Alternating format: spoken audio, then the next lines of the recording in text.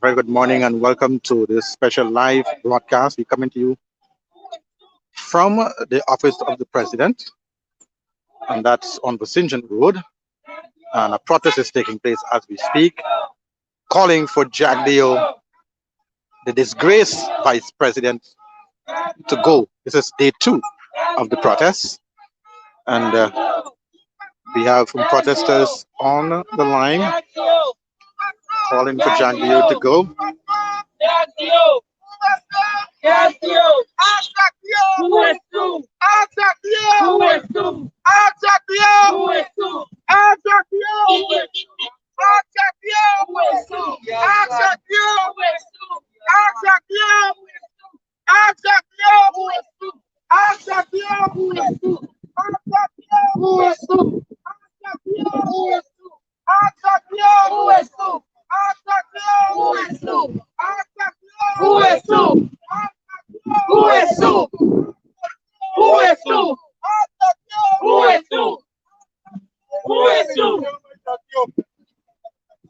Yeah, you bet.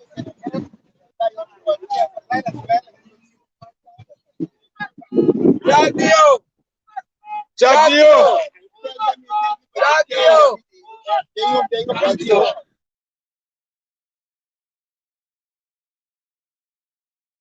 Who is Sue? Who is Sue? Who is Sue? Who is Sue? Jadio! Jadio! Jadio! Who is Sue? And they're in there, that's the opposite of the president, right over there. I have the vice chairman with me, Mr. Vince. Mr. Jordan, good morning. Good morning. We're on the protest line again. Give us your thoughts in terms of the whole aspect of Jack Deo and his corrupt dealings, allegedly. And what are some of the messages you want to send to Guyanese or those in the diaspora about what's really taking place in Guyana? Let me speak my views generally. There it is.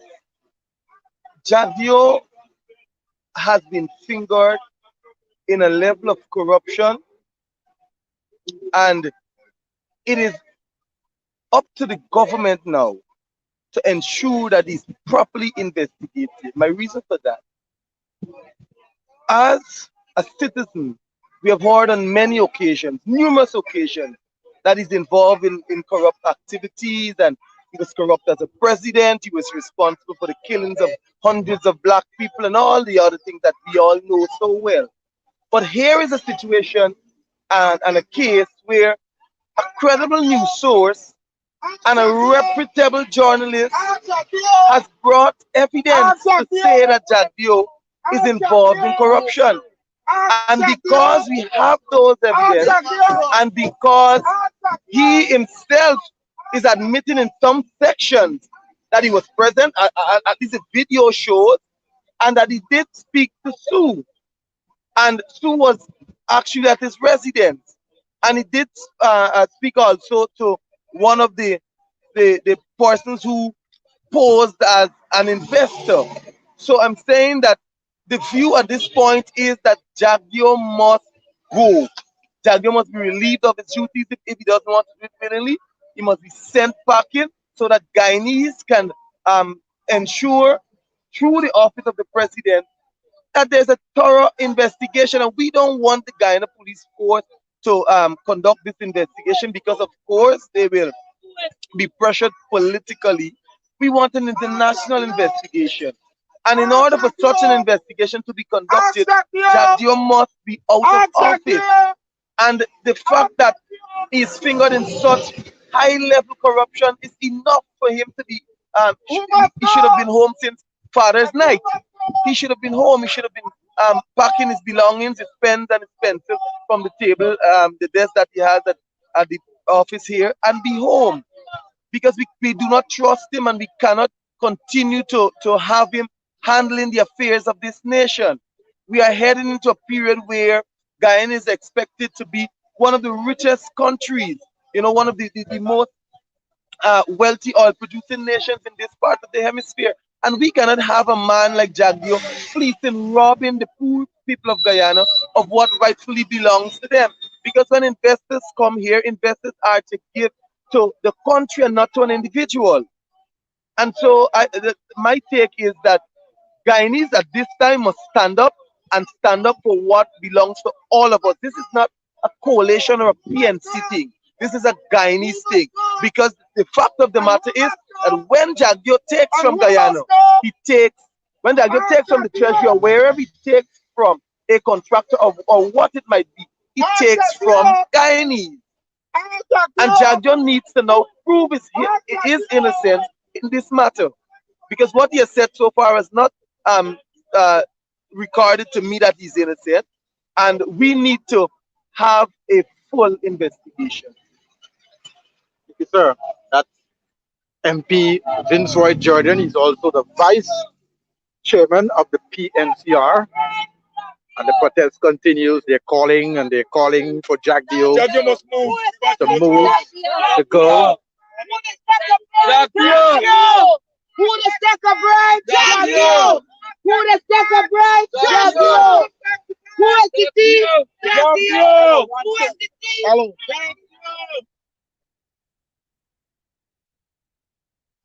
They're they're calling for Jack Dio to go. They're calling for him.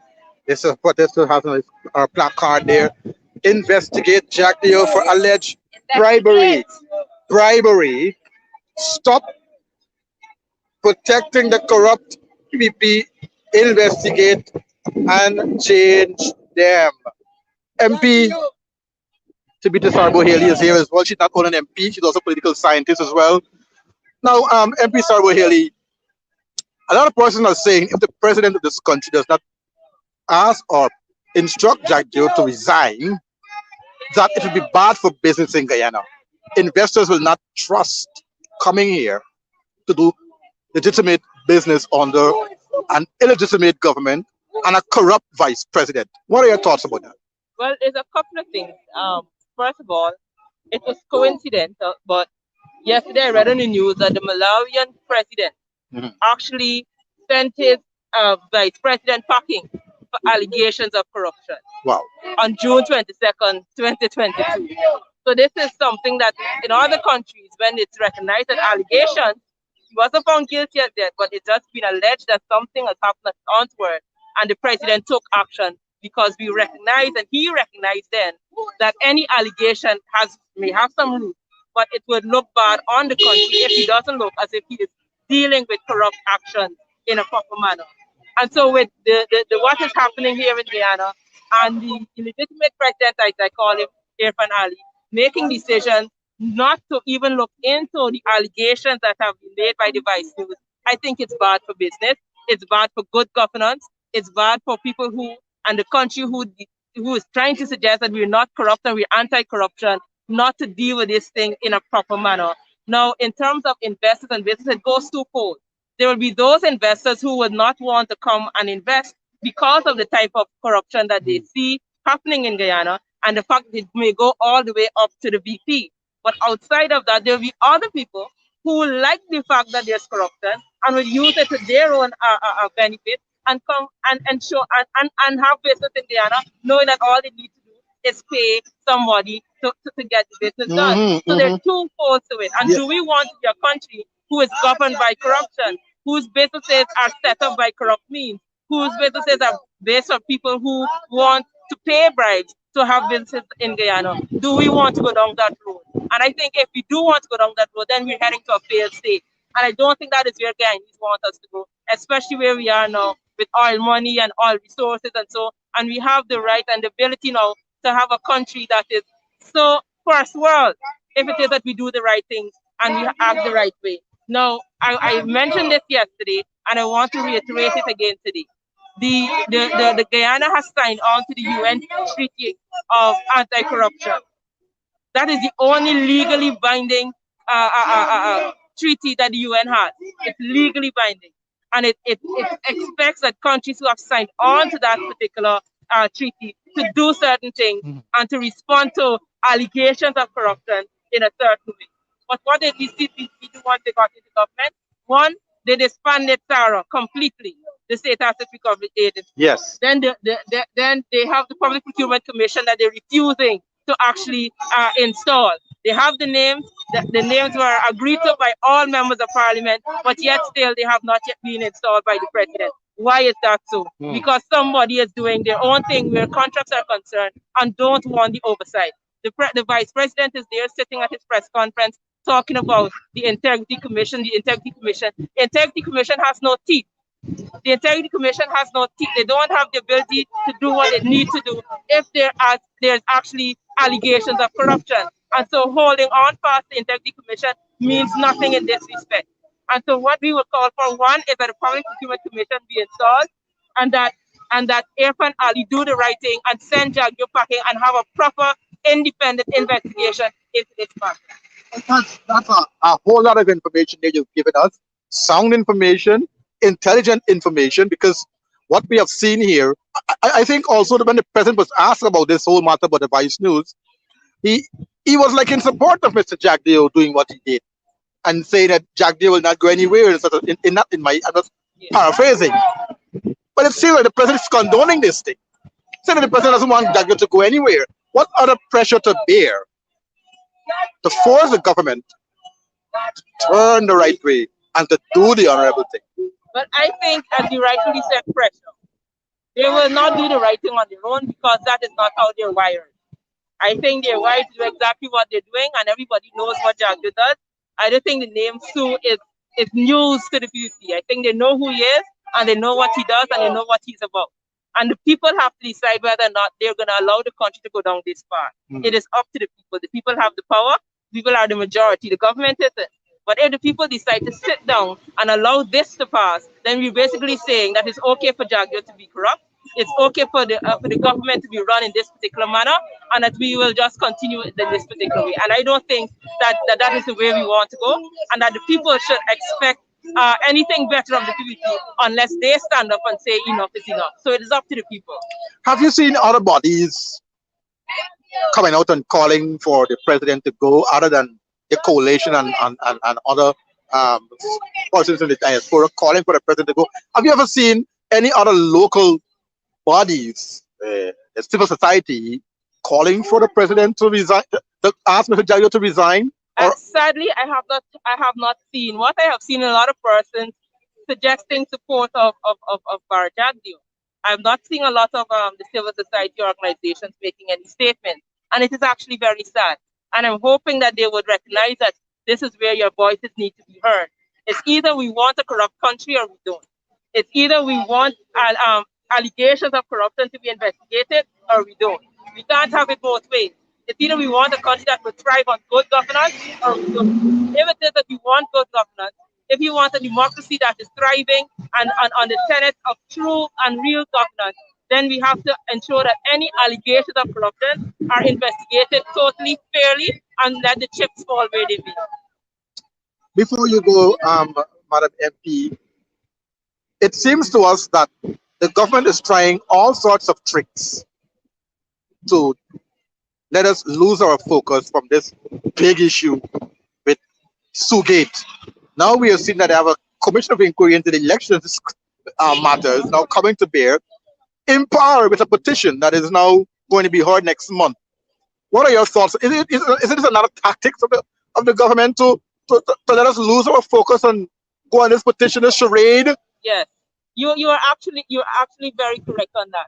It's a lot of games that they're trying to play with the population.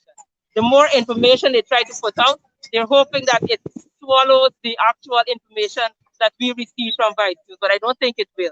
The elections petition, as you rightfully said, is in before the courts, and as far as I'm aware, no COI could ever overshadow that petition, and should be able to overshadow that petition. I don't know how it is that a government who is party to the issues of what happened during the election can by itself decide to set up a COI to look into what happened during the election. I don't think that is how it works. If you're dealing with looking at what happened during 2020 elections, everybody wants to know what happened. I want to know the truth behind what happened. But you have to do it in a way where everybody is involved, everybody's at the table and going through it together. The people can't decide that they're deciding who will be the commissioners, who is going to be the commissioners on this COI. I don't think that the opposition will agree with it, and civil society will not, because the government has a role in whether or not the COI ends up in a particular direction. What decisions will they make? What recommendations will they give? And that has to be in a manner that is inclusive and a manner that everybody's on board and would agree with whatever is the result. And the fact that there's a petition in court suggests that the COI is not necessarily irrelevant, that the petition alone should go. All right, thank you, MP. Thank you. Who is who? And that's the protesters there. They're 1 hour protest every day. The protest will happen here every day for 1 hour. And we invite you to come out and join the protest. Let your voices be heard. We're also asking you to be a part of our marathon program on our channels, our social media channels.